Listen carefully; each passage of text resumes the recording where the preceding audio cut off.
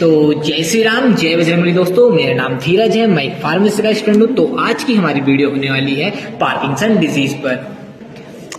Parkinson disease एक neurological disorder है जिसमें जो हमारे ब्रेन और जो हमारी बॉडी मूवमेंट होती है उसको इफेक्ट करता है। ठीक हो गया। इसमें क्या होती है, इंसान के जो हाथ पैर होते हैं वो कांपने लगते हैं और उनमें जो हाथ पैरों का जो मूवमेंट होता है वो धीरे धीरे कम होने लगता है। इस पार्किंसन डिजीज एक क्रोनिक न्यूरोलॉजिकल डिसऑर्डर है। ठीक हो गया। जिसमें जो मेनली मूवमेंट को क्या करती है, चलने फिरने को इफेक्ट करती है, मूवमेंट को इफेक्ट करती है, जिसके कारण कुछ प्रॉब्लम्स आ सकती हैं, जैसे कि जो बॉडी का जो मूवमेंट है चलने फिरने का वो क्या हो जाता है, स्लो हो जाता है। ठीक हो गया। और क्या होता है, जो हाथ और पैर है वो कांपने लग जाते हैं, टेरिबलिंग हो जाती है। ठीक है। मसल्स का स्टिफनेस हो जाती है, उसमें मतलब क्या हो जाता है, एक रिजिडनेस आ जाती है।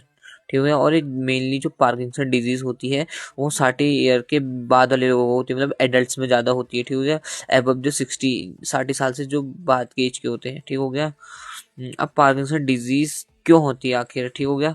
तो सबसे पहले क्या होता है, जो ब्रेन है, ब्रेन का एक हिस्सा होता है हमारा, क्या है, सबस्टेंस या निग्रा क्या होती है, जो इसकी सेल्स होती है ना वो धीरे धीरे करके क्या होती है, डैमेज होने लगती है। ठीक है। जिसके कारण क्या होता है, जो ब्रेन में डोपामिन नाम का एक केमिकल होता है जो क्या करता है, हमारी बॉडी में मूवमेंट को कंट्रोल करते हैं।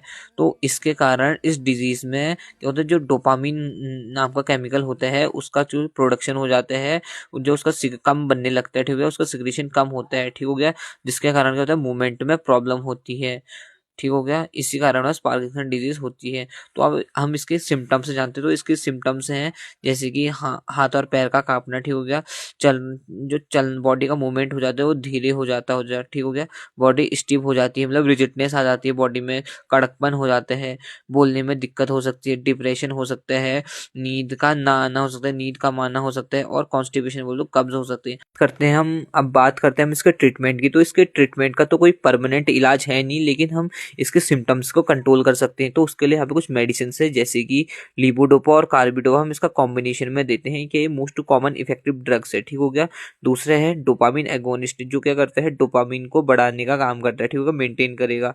ठीक हो गया। और दूसरा है फिजियोथेरेपी का यहाँ पे काम होगा कि फिजिकल जो उसकी एक्टिविटी है उसको इम्प्रूव करेगा, मूवमेंट को इम्प्रूव करने के लिए हम दे सकते हैं। ठीक है। एक्सरसाइज और स्पीच थेरेपी दे सकते हैं। और जैसे यहाँ पे कुछ और हम इसमें मेडिसिन दे सकते हैं, जैसे कि हो गया बाइपेंडिन हो गया है, और प्रोसाइक्लिंडिन हो गया, ट्राईहेक्सीफिनाइल हो गया।